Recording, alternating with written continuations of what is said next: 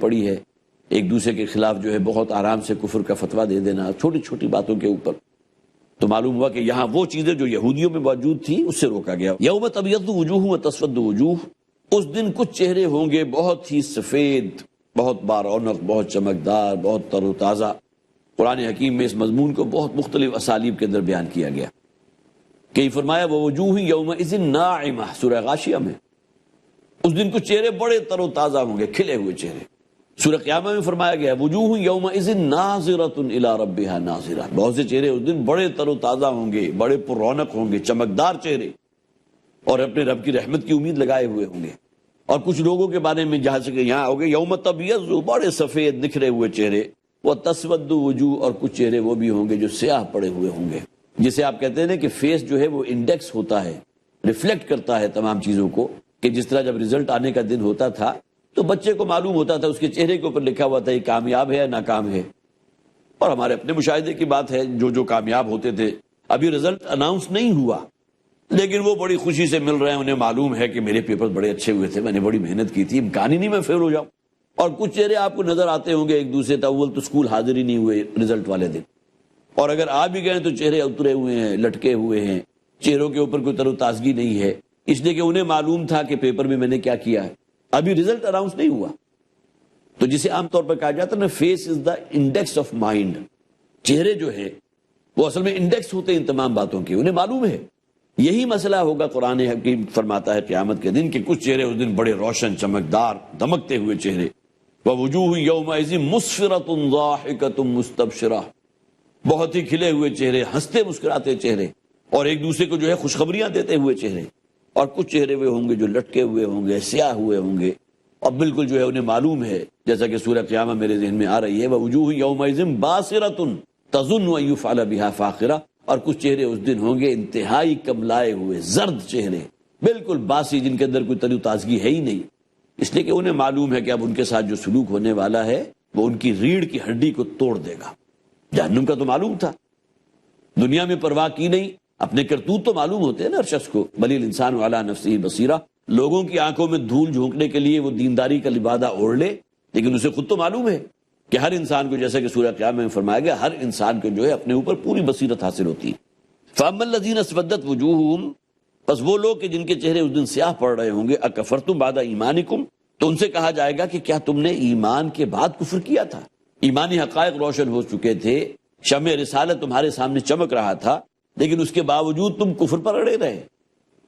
فَذُوقُوا الْعَذَابَ بِمَا كُنتُمْ تَكْفُرُونَ، تو اب اس عذاب کا، جہنم کی جو آگ ہے اس کے عذاب کا مزہ چکھو اپنے اس کفر کی وجہ سے۔ وَأَمَّا الَّذِينَ ابْيَضَّتْ وُجُوهُهُمْ، اور وہ لوگ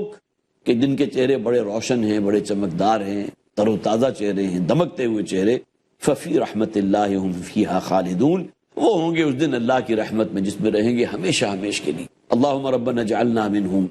جو سیاہ چہرے والوں کا ذکر ہوا وہاں اللہ تعالیٰ سے دعا کرنی چاہیے، اللہم ربنا لا تجعلنا منہم، پروردگار کہیں ہمارا شمار ان لوگوں میں نہ ہو جائے۔ اور جہاں ان روشن چہرے والوں کا ذکر ہوا وہاں انسان کی قلب کی گہرائی سے دعا نکلنی چاہیے، صرف دعا نہیں بلکہ عمل بھی اس حوالے سے کرنا چاہیے۔ اللہم ربنا اجعلنا منہم، پروردگار ان روشن چہرے والوں کے اندر ہمیں بھی شامل فرما دے۔ تلک آیات اللہ نتلوها علیک بالحق، یہ اللہ تعالیٰ کی وہ آیات ہیں کہ جو اے نبی صلی اللہ علیہ وسلم آپ کو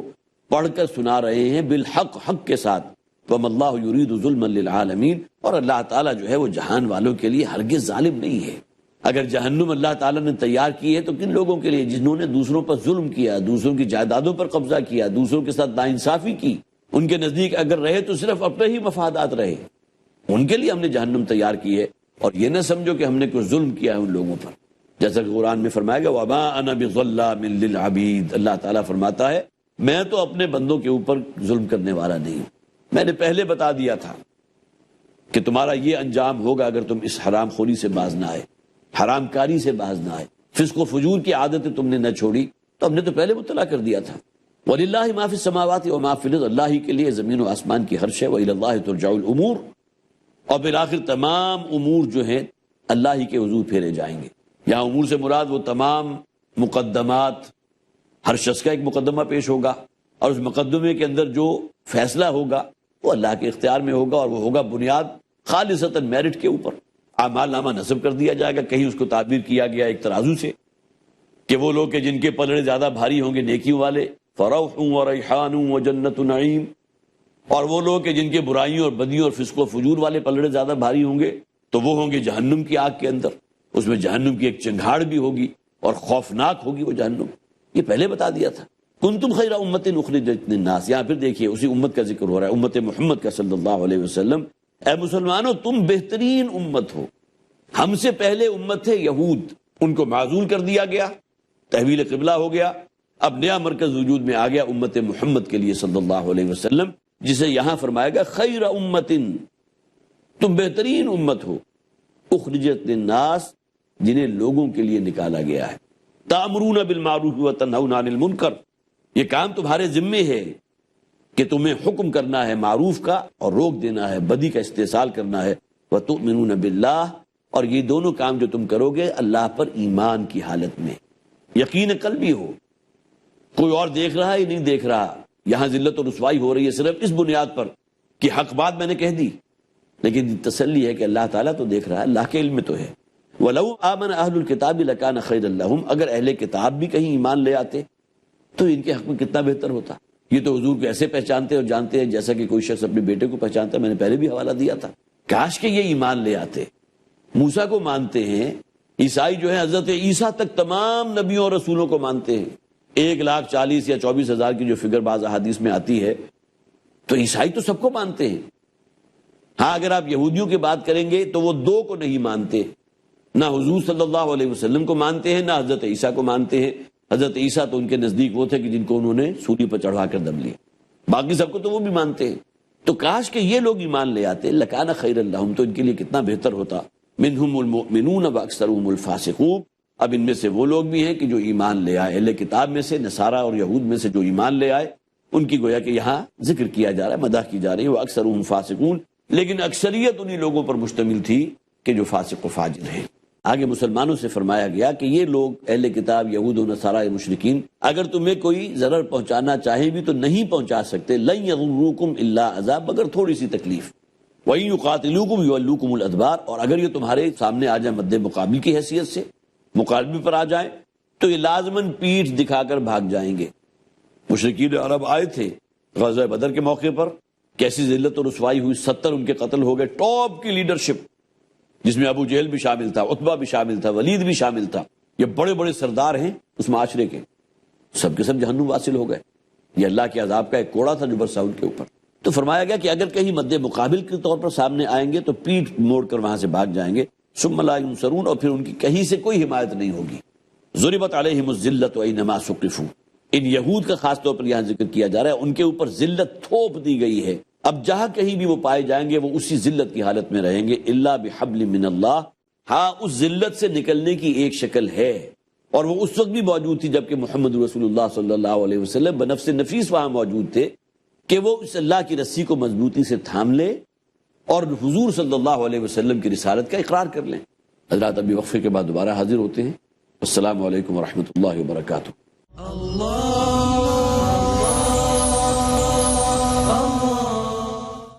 السلام علیکم ورحمۃ اللہ وبرکاتہ۔ ابھی وقفے پہ جانے سے پہلے ذکر ہو رہا تھا اہل کتاب کا، اور وہاں یہ بات رکھی گئی تھی کہ اگر یہ اہل کتاب ایمان لے آتے تو ان کے حق میں کتنا بہتر ہوتا۔ اب ان میں سے کچھ وہ ہیں جو ایمان لا چکے ہیں، جن میں سے ایک جیسا کہ میں نے پہلے بھی عرض کیا تھا حضرت عبداللہ ابن سلام رضی اللہ تعالیٰ عنہ، اور بہت زیادہ نمایاں نہیں ہے، لیکن ایسا نہیں ہے کہ صرف ایک ہی مثال ہو۔ واکثرهم فاسقون، لیکن اکثریت لوگوں کی جو ہے وہ اسی فسق و فجور پر رہی۔ لن یضروکم الا اذى، آگے مسلمانوں سے فرمایا گیا کہ یہ لوگ اہل کتاب یہود و نصارہ مشرکین اگر تمہیں کوئی ضرر پہنچانا چاہیں بھی تو نہیں پہنچا سکتے، لن یضروکم الا اذى، مگر تھوڑی سی تکلیف، وَإِن يُقَاتِلُوكُمْ يُوَلُّوكُمُ الْأَدْبَارَ، اور اگر یہ تمہارے سامنے آ جائیں مد مقابل کی حیثیت سے، مقابلے پر آ جائیں تو یہ لازماً پیٹھ دکھا کر بھاگ جائیں گے۔ مشرکین عرب آئے تھے غزوہ بدر کے موقع پر، کیسی ذلت اور رسوائی ہوئی، 70 ان کے قتل ہو گئے، ٹاپ کی لیڈرشپ جس میں ابو جہل بھی شامل تھا، عتبہ بھی شامل تھا، ولید بھی شامل تھا، یہ بڑے بڑے سردار ہیں اس معاشرے کے، سب کے سب جہنم واصل ہو گئے۔ یہ اللہ کے عذاب کا ایک کوڑا تھا جو برسا ان کے اوپر۔ تو فرمایا گیا کہ اگر کہیں مد مقابل کے طور پر سامنے آئیں گے تو پیٹھ موڑ کر وہاں سے بھاگ جائیں گے، ثم لا ینصرون، اور پھر ان کی کہیں سے کوئی حمایت نہیں ہوگی۔ ضربت علیہم الذلۃ اینما ثقفوا، ان یہود کا خاص طور پر یہاں ذکر کیا جا رہا ہے، ان کے اوپر ذلت تھوپ دی گئی ہے، اب جہاں کہیں بھی وہ پائے جائیں گے وہ اسی ذلت کی حالت میں رہیں گے، الا بحبل من اللہ، ہاں اس ذلت سے نکلنے کی ایک شکل ہے، اور وہ اس وقت بھی موجود تھی جبکہ محمد رسول اللہ صلی اللہ علیہ وسلم بنفس نفیس وہاں موجود تھے، کہ وہ اس اللہ کی رسی کو مضبوطی سے تھام لے اور حضور صلی اللہ علیہ وسلم کی رسالت کا اقرار کر لیں، اس ذلت سے نکل جائے گے، پھر تو وہ بھی اہل ایمان میں شامل ہو جائیں گے نا، پھر وہی ہوں گے جو محمد کے ساتھی کہلائیں گے صلی اللہ علیہ وسلم۔ الا بحبل من اللہ وحبل من الناس، اب یہ ذلت جو ہے ان کے اوپر تھپی رہے گی سوائے اس کے کہ اللہ کا دامن تھام لے، یا یہ کہ لوگوں کا کچھ سہارا ان کو حاصل ہو جائے۔ یا لوگوں سے کیا مراد ہے؟ اپنے بل بوتے پر یہ کچھ نہیں کر سکتے۔ اب یہ معاملہ آج بھی بالکل اسی طرح سچا ہے جیسا کہ اس دوران میں تھا۔ آج بھی یہودیوں کو اگر امریکہ اور برطانیہ کی پشت پناہی حاصل نہ ہو تو یہ کچھ نہیں ہے، زیرو۔ اس وقت کی جو سپر پاورز کہہ لیجئے، امریکہ سپریم پاور ہے اور برطانیہ کچھ کم نہیں ہے۔ کسی زمانے میں برطانیہ کا جو ہے وہ جسے کہا جاتا تھا سورج غروب نہیں ہوتا اس سلطنت کے اوپر، ان دونوں کی پشت پناہی ہے کہ جس کی بنیاد پر اسرائیل کھڑا ہوا ہے۔ ان دونوں چیزوں کو سہاروں کو نیچے سے کھینچ لیجئے، ختم۔ الا بحبل من اللہ وحبل من الناس، اور یہ تو وہ بات ہے کہ جو اتحادی افواج کا جو کمانڈر ان چیف تھا اس نے خود کہی تھی کہ ہم نے یہ جو وار لڑی ہے تو صرف اسرائیل کی تحفظ کے لیے لڑی ہے۔ تو وہ خود کہہ رہا ہے کمانڈر ان چیف جو اتحادی فوج کا تھا کہ ہم نے یہ جنگ جو ہے اسرائیل کی تحفظ کے لیے لڑی ہے۔ تو اس کی سب سے بڑی دلیل خود قرآن کہہ رہا ہے کہ یہ رہ ہی نہیں سکتے، قائم ہی نہیں رہ سکتے، یا تو اللہ کی پناہ میں آ جائیں، حبل اللہ کے ساتھ اپنے ناطے کو جوڑ لیں، یا یہ کہ لوگوں کی جب تک انہیں پشت پناہی حاصل نہیں ہوگی یہ کچھ نہیں ہے، زیرو ہیں۔ وباؤ بغضب من اللہ، اور یہ اللہ کا غضب لے کر لوٹے، وضربت علیہم المسکنہ، اور ان کے اوپر کم ہمتی اور فقیری اور مسکنت بھی تھوپ دی گئی۔ ذالک بانہم کانوا یکفرون بآیات اللہ، یہ جو اللہ تعالیٰ کی طرف سے انہیں سزا ملی ہے، اور یہ بھی آپ کے علم میں ہوگا کہ عذاب کے کوڑے جو ان کے اوپر برستے رہے ہیں، ہٹلر کے ہاتھوں لاکھوں یہودی قتل ہوئے، یہ اللہ کے عذاب کا کوڑا تھا۔ کس لیے؟ ذالک بانہم کانوا یکفرون بآیات اللہ، اس لیے کہ اللہ کی آیات کا کفر کرتے رہے۔ اس موجودہ امت مسلمہ سے پہلے یہ امت مسلمہ تھی، لیکن ان کے جرائم اتنے بڑے تھے کہ ان کو یہ سزا دی گئی ہے۔ وَيَقْتُلُونَ الْأَنْبِيَاءَ بِغَيْرِ حَقٍّ، اور معلوم ہوتا ہے کہ نبیوں کا قتل کرنا تو سوائے یہودیوں نے اور کسی نے کیا ہی نہیں۔ جب بھی ان کا ذکر آتا ہے نبیوں کے قتل کرنے کا تو یہی قوم جو ہے وہ گویا کہ جسے آپ کہیے پرسپیکٹو انہی کا ہوتا ہے، سیاق و سباق انہی کا ہے۔ یہ لوگ تو نبیوں اور رسولوں کو قتل کرتے رہے۔ ذَلِكَ بِمَا عَصَوا وَكَانُوا يَعْتَدُونَ، یہ تمام جو ان کے اوپر جو سزا ہوئی اس وجہ سے کہ یہ ان کی بڑے بڑے جرائم تھے، یہ نافرمانیاں تھی۔ چند مقامات تو قرآن حکیم کے وہ ہوتے ہیں جہاں انسان جسے آپ کہیے کہ گھٹنے ٹیک کر اس بات کو قبول کرنے کے لیے، تسلیم کرنے کے لیے گھٹنے ٹیک کر تیار ہوتا ہے۔ یہ اللہ کا کلام ہے۔ ایک طرف اتنے سخت الفاظ آ گئے، اس کے باوجود ایسا نہیں ہے کہ ان کے اندر کوئی نیک عنصر موجود ہی نہیں، لہذا فرمایا گیا لیسوا سواء، یہ اہل کتاب یہود و نصارہ سب ایک جیسے نہیں ہیں، یہ ایک ہی تھیلی کے چٹے بٹے ہیں اکثر و بیشتر، لیکن ان میں کچھ ایکسیپشن بھی ہیں۔ من اہل الکتاب امۃ قائمۃ یتلون آیات اللہ، انہی اہل کتاب میں ایک گروہ ایسا بھی ہے کہ جو اللہ کی کتاب کی آیات کی تلاوت کرتا ہے اور اس دین پر قائم ہے۔ آناء اللیل وہم یسجدون، رات کے اوقات میں کھڑا ہوتا ہے، اللہ کی آیات کی تلاوت کرتا ہے اور سجدہ کرتا ہے۔ یہ وہ لوگ تھے کہ جو پھر دائرہ اسلام میں داخل ہو گئے، لیکن اس سے پہلے تو یہودی تھے نا۔ تو ایسا نہیں ہے کہ یہودی جسے ہم عام طور پر کہتے ہیں نا کل کا کل کوڑ ہے، تو قرآن حکیم اگر کسی کے اندر کوئی اچھائی کا پہلو تو اس کو تسلیم کرتا ہے۔ اس کی بہت بڑی مثال ہے کہ جہاں اتنے سخت الفاظ آئے تھے کہ واو بغضب من اللہ ضربت علیہم المسکنہ ضربت علیہم الذلہ، لیکن اس کے ساتھ ساتھ قرآن نے تسلیم کیا کہ ان میں ایسے لوگ ہیں، نیک روحیں، سعادت مند روحیں موجود ہیں جو اللہ کی کتاب کی تلاوت کرتی ہیں رات کے اوقات میں، اور پھر یہ کہ وہ دین پر قائم ہیں، یؤمنون باللہ والیوم الآخر، اور یہ وہ لوگ ہیں جو ایمان رکھتے ہیں، دل کا یقین والا ایمان، اللہ پر بھی اور آخرت پر بھی، آخرت کے دن پر۔ وَيَأْمُرُونَ بِالْمَعْرُوفِ وَيَنْهَوْنَ عَنِ الْمُنْكَرِ، اور وہ فریضہ جو امر بالمعروف اور نہی عن المنکر کا ہے، مسلمانوں تمہارے لیے واجب ہے، تمہیں بھی یہ کام کرنا ہے۔ یہ گویا کہ وہ کام وہ لوگ بھی کر رہے ہیں، امر بالمعروف بھی کر رہے ہیں اور نہی عن المنکر بھی کر رہے ہیں۔ وَيُسَارِعُونَ فِي الْخَيْرَاتِ، اور نیکی کے کاموں میں، خیرات میں، صدقات میں، بھلائیوں میں یہ ایک دوسرے سے سبقت لے جانے کی کوشش بھی کرتے ہیں۔ تمام تعریف کن لوگوں کی ہو رہی ہے؟ جو پہلے ذکر کیا گیا یہود و نصارہ کا۔ آخر دیکھیے، خاص طور پر نوٹ کیجئے، بحیرہ راہب جو تھا وہ کون تھا؟ عیسائی تھا، لیکن یہ کہ نبی اکرم صلی اللہ علیہ وسلم کو اس نے پہچان لیا تھا اور گواہی دی اس بات کی کہ محمد اللہ کے رسول ہیں صلی اللہ علیہ وسلم۔ اسی طرح ورقہ ابن نوفل، حضور پر جب پہلی وحی آئی ہے اور اس کی وجہ سے آپ کے اوپر کچھ جو ہے طبیعت کے اندر جو ہے ایک وہ کپ کپی کسی کیفیت دہشت تھی یقیناً، جبکہ وہ پہلی وحی حضرت جبرائیل لے کر آئے ہیں، اقرا پڑھو، حضور نے کہا میں نہیں پڑھ سکتا، تو انہوں نے اپنی آغوش میں لے کر زور سے بھینچا، پھر دوسری دفعہ کہا، پھر تیسری دفعہ کہا، اور اس کے بعد پھر پڑھوایا اپنے پیچھے پیچھے، اقرا بسم ربک الذی خلق، تو حضور نے بھی وہی کہا، اس طرح 5 آیات پڑھی۔ تو ورقہ ابن نوفل نے بھی اس موقع پر کہا تھا، حضرت خدیجہ نے جب دیکھا کہ حضور کی طبیعت ناساز ہے اور کچھ خوف اور دہشت کے سے آثار ہیں تو ان کے پاس لے گئی، تو انہوں نے بھی تصدیق کی تھی حضور کی۔ تو ان لوگوں کا ذکر ہو رہا ہے، معلوم ہوا کہ ان کے اندر بھی ایسے موتی موجود ہیں جن کے قرآن مدح کر رہا ہے، آخرت پر ایمان رکھتے ہیں، اللہ پر ایمان رکھتے ہیں، امر بالمعروف کا جو ہے فریضہ انجام دیتے ہیں، منکرات سے بے حیائی کے کاموں سے روکتے ہیں، یسارعون فی الخیرات، اور مسابقت ہے نیکیوں میں، آگے بڑھتے ہیں، وَأُولَٰئِکَ مِنَ الصَّالِحِینَ، اور یہ وہ لوگ ہیں کہ جو واقعتاً نیکوکاروں میں سے ہیں۔ وَمَا يَفْعَلُوا مِنْ خَيْرٍ فَلَن يَكْفُرُوا، اب یہ لوگ جنہوں نے جو بھی خیر کمایا اللہ تعالیٰ کی طرف سے اس کو وہ خیر انہیں مل کر رہے گا، اجر و ثواب اس سے محروم نہیں کیے جائیں گے، فَلَن يُكْفَرُوا، ان کی ناقدری نہیں کی جائے گی بلکہ ان کی قدر افزائی ہوگی۔ واللہ علیم بالمتقین، اور اللہ تعالیٰ خوب علم رکھتا ہے متقین کے بارے میں۔ معلوم ہوا کہ یہاں قرآن حکیم ان لوگوں کو جو یہود و نصارہ میں سے تھے جن میں یہ اوصاف موجود تھے، اور ظاہر ہے کہ ایسے لوگ جو حضور کی بعثت سے پہلے ان اوصاف کے حامل تھے ان کے بارے میں تو کوئی شک ہے ہی نہیں کہ وہ تو اللہ تعالیٰ کی طرف سے مغفرت ان کی یقینی ہے، جن کی خود تعریف کر رہا ہے قرآن۔ اور حضور کی آمد کے بعد ایسے لوگ وہ تھے کہ جو پھر حضور پر ایمان بھی لے آئے بعد میں۔ ان الذین کفروا لن تغنی عنہم اموالہم ولا اولادہم من اللہ شیئا، وہ لوگ جنہوں نے کفر کیا کفایت نہیں کریں گے یا ہرگز کام نہیں آئیں گے، نہ ان کے مال نہ ان کی اولاد اللہ کے مقابلے میں۔ انسان کو بڑا تکیہ بھروسہ ہوتا ہے اپنے روپے پیسے پر، مال پر، اولاد پر، بڑھاپے کا سہارا بھی بنے گی اور یہ بھی ہوگا اور وہ بھی ہوگا، لیکن اللہ کے ہاں جب جواب دہی کا مرحلہ آئے گا، حساب کتاب کا معاملہ ہوگا، تو کوئی روپیہ پیسہ کوئی اولاد انسان کے کسی کام نہیں آئے گی۔ وَأُولَٰئِکَ أَصْحَابُ النَّارِ، اور یہ لوگ آگ والے ہیں، ہم فیہا خالدون، اسی جہنم میں رہیں گے ہمیشہ ہمیش کے لیے۔ مثل ما ينفقون فی هذه الحیات الدنیا، مثال ان لوگوں کی جو اس دنیا کی زندگی میں خرچ کرتے ہیں، یا اصل میں انہی لوگوں کی مثال دی جا رہی ہے۔ ایک تو وہ طبقہ تھا کہ جن کا ذکر ابھی ہم نے پچھلی آیات میں پڑھا کہ جو گویا کہ اللہ والے بھی تھے، جن منہم قسیسین و رہبان، وہ اوصاف بھی ان میں موجود تھے کہ جو گویا کہ اللہ تعالیٰ کے پسندیدہ افعال ہیں ان پر کاربند تھے۔ لیکن جو بقیہ لوگ تھے ان کا پھر یہاں ذکر ہو رہا ہے کہ وہ لوگ جو خرچ کر رہے ہیں، اور یہ خرچ کر رہے تھے اس دین کی دعوت کو روکنے کے لیے، یا کہ اپنی ظلم کے اندر جو ہے اپنی دانش میں کچھ نیک اعمال کر رہے ہیں، ان کے اعمال کا کیا معاملہ ہوگا، یا ان کی آنیاں جانیاں، ان کی چلت پھرت اور ان کی جو ہے ریشہ دوانیاں بھی اور منصوبہ بندیاں جو کر رہے ہیں، اس کا کیا انجام ہوگا۔ مثل ما ينفقون فی هذه الحیات الدنیا، اس دنیا کی زندگی میں جو یہ لوگ خرچ کرتے ہیں اس دین کی دعوت کو روکنے کے لیے، کمثل ریح فیہا سر، وہ مثال ایسے ہے گویا کہ ایک تیز ہوا ہے کہ جس کے اندر پالا ہے،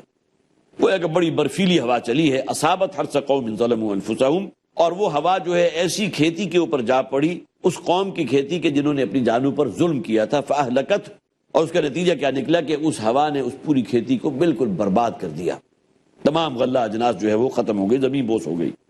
وما ظلمهم اللہ ولکن انفسهم یظلمون، تو اللہ تعالیٰ نے تو ان پر کوئی ظلم نہیں کیا، اس لیے کہ یہ جو خرچ کر رہے تھے کس کام کے لیے، یہ منصوبہ بندی کرتے تھے حضور کے خلاف، پھر یہ کہ اپنا روپیہ پیسہ دیا جاتا تھا اس حوالے سے بھی کہ مسلمانوں کو تنگ کرو، انہیں مزید ٹارچر کو۔ غزوہ احد کے موقع پر ہندا نے جو ایک وعدہ کیا تھا حبشی سے کہ اگر تم نے حمزہ کا کلیجہ نکال لیا تو پھر میں تمہیں اتنا رقم ادا کر دوں گی، بلکہ تمہیں آزاد کر دوں گی، غلام تھا، اور اس نے ایک کام کیا اور نتیجہ نکلا کہ جو وعدہ اس نے کیا تھا اس نے اس کو آزاد کر دیا، اور جو کوئی وعدہ کیا ہوگا اپنے گلے کا بہت قیمتی ہار تھا وہ بھی اس کو دے دیا۔ تو ان میں سے کوئی شے ان کے کام نہیں آئے گی۔ وما ظلمهم اللہ، اللہ تعالیٰ نے ان پر کوئی ظلم نہیں کیا، ولیکن انفسهم یظلمون، بلکہ یہ لوگ جو ہیں اپنی جانوں پر خود ظلم ڈھاتے رہے۔ اللہ تعالیٰ ہمیں توفیق عطا فرمائے کہ ہم یہود و نصارہ کی جو اس سے ہم عبرت حاصل کریں اور اپنی احوال، اپنی اصلاح احوال کے لیے ہم کوشش کریں، اس راستے پر آگے بڑھیں۔ بارک اللہ لی ولکم فی القرآن العظیم ونفعنی وإیاکم بالآیات والذکر الحکیم۔ اللہ اللہ اللہ اللہ اللہ